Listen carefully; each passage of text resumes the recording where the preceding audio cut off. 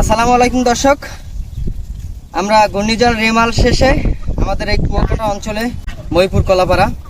তো এখানে যে পরিমাণ ক্ষয়ক্ষতি হয়েছে এটা বলার ভাষা নাই। তো আমরা আজকের কিছু শুকনো খাবার এবং কিছু বাজার সদাই নিয়ে আমরা এক চাচার বাড়ি যাইতে আছি। তো এই চাচা খুবই অসহায়, যাদের না দেখলেই নয়। তো আমাদের সাথেই থাকুন। আর এখান থেকে অনেকটা দূর যাইতে হয়, যেহেতু গাড়ি যায় না সেহেতু আমাদের হেঁটেই যাইতে হবে। তো আসেন।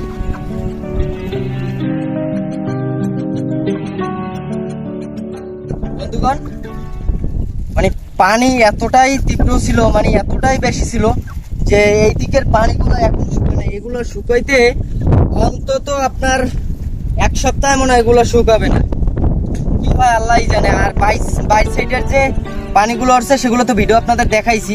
তো ম্যাক্সিমাম ঘর উড়াই লই গেছে, ঘর তলাই গেছে, তাদের কিছুই না, সব কিছু লই গেছে।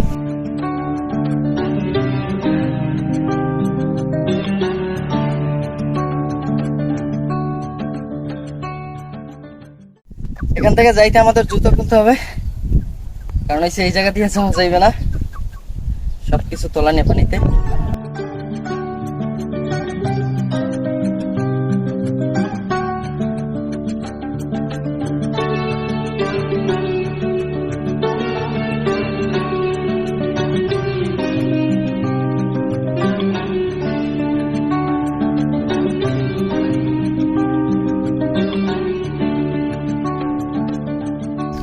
সামনে যে আমাকে চাষির এই যে বেড়াদা আছে এগুলো কিছুই নাই।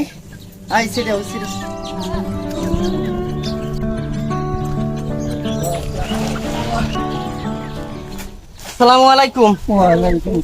কেমন আছেন?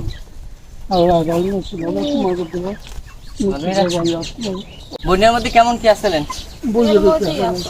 হ্যাঁ, পানি পরে মাইয়ারা কই? মাইয়ারা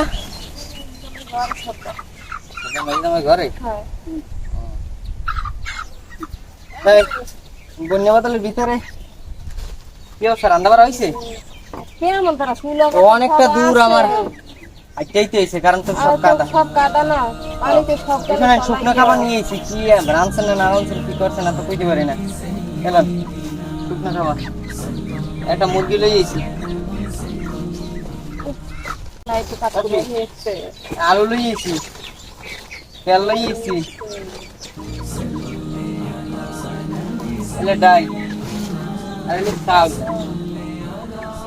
কি অবস্থা, কি আছেন না আছেন তো কইতে পারি না, অনেকদিন যাবো না, আইতে পারি না। আর হইলে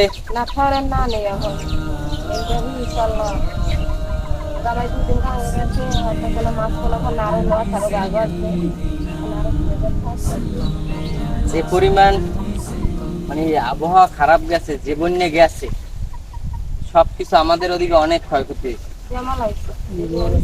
তারপরেও চাচারা আইলেন দেখতে যে কি অবস্থা। এর ভিতরে তো খুব একটা ভালো অবস্থা না। কাকু, সকাল ভাত খাইছেন? খানি নাই?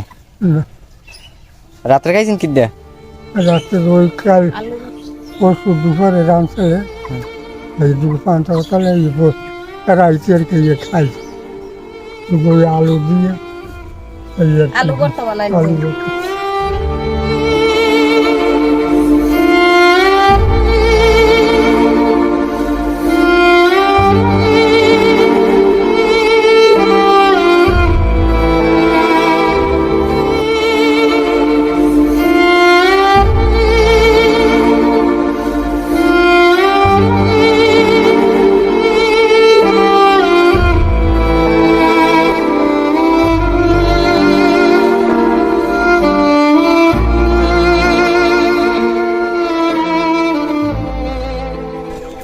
তো চাষার জন্য আমরা যতটুকু আমাদের সামর্থ্য ছিল মোটামুটি নিয়েইছি আপাতত এই বন্যার ভিতরে।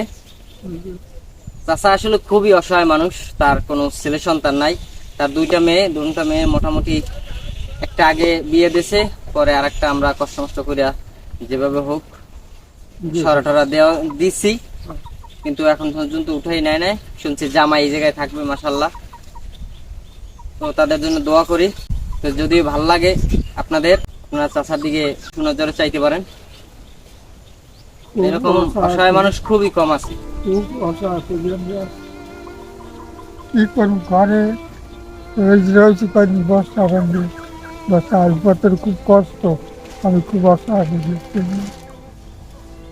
এমন জায়গাতে চাইলে এখানটা ধার উঠতে ধার তাও পাওয়া যায় না। তো সবাই ভালো থাকবেন, সুস্থ থাকবেন। তো আবার দেখা হবে আমাদের নতুন কোনো ভিডিওতে। আসসালামু আলাইকুম।